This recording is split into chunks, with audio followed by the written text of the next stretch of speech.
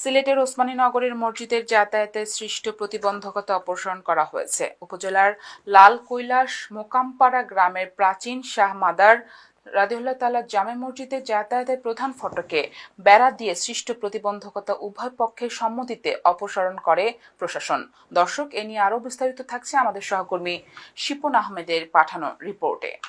ওসমানীনগর উপজেলার তাজপুর ইউনিয়নের শাহ মাদার রহমতুল্লাহ আলাইহি জামে মসজিদের যাতায়াতের প্রধান ফটকে পৃথক প্রতিবন্ধকতার কথা উল্লেখ করে গত 22 ডিসেম্বর সিলেট জেলা প্রশাসকের কাছে 110 জন স্বাক্ষরিত লিখিত অভিযোগ প্রদান করেন গ্রামবাসী।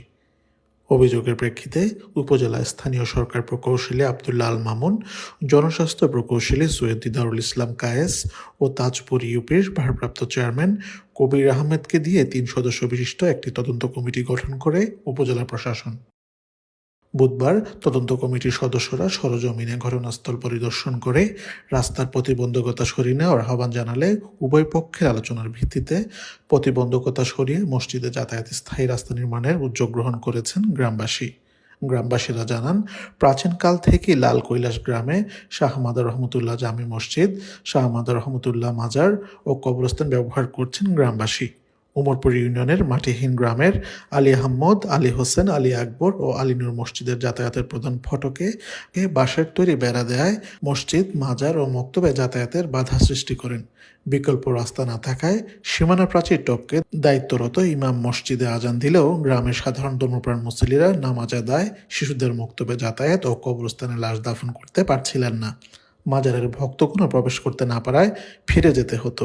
এদিকে মাজারের পাশে মুসাফির খানার ঘর নালিশা ভূমি হওয়ায় এই বিষয়ে আদালতে একটি সত্য মামলা চলমান রয়েছে বলে স্থানীয়রা জানিয়েছেন। আদালত মামলাটি আমলে নিয়ে চলতি বছরের 9 ফেব্রুয়ারি স্থিতাবস্থা জারি করেন। আদেশে মামলা নিষ্পত্তি না হওয়া পর্যন্ত কোনো পক্ষ কর্তৃক মসজিদ, মাজার ব্যবহার অথবা কবরস্থানে লাশ দাফনের ক্ষেত্রে স্থিতাবস্থা প্রযোজ্য হবে না বলে উল্লেখ করা হয়েছে। আলী আহমদ বলেন, মসজিদে যাতায়াতে কোনো সময় কাউকে বাধা প্রদান করিনি। আমরাও চাই মসজিদে যাতায়াতের সুন্দর একটি রাস্তা হোক। একটা মসজিদ লইয়া বিরোধীদের একটা মীমাংসা আমরা কিছু মুরব্বী লইয়া আমরা বুঝলাম। একটা পক্ষ মসজিদের একটা রাস্তা বন্ধ করে দিয়েছে, মানুষ যাওয়ার বা মসজিদে গিয়ে নামাজ পড়ার কোনো ব্যবস্থা নাই। যে জিনিসটা লইয়া আমরা ডিসি মহোদয়, ইউনো মহোদয়ের কাছে লিখিত অভিযোগ গেছে, পরিপ্রেক্ষিতে আমরা রাস্তা প্রতিবন্ধকতা দূর করছি এবং 500 বছরের পুরাতন মসজিদটা, এই মাজারটার রাস্তা নির্মাণের লাগে উদ্যোগ নিয়েছি আমরা। রাস্তার পশ্চিম দিকে একটা জায়গা আছে, ব্যক্তি মালিকানাধীন জায়গা, পঞ্চায়েতের পক্ষ থেকে আমরা সবার সহযোগিতা করবো কিনে আমরা। NTV Europe news, Osmaninagar, Sylhet.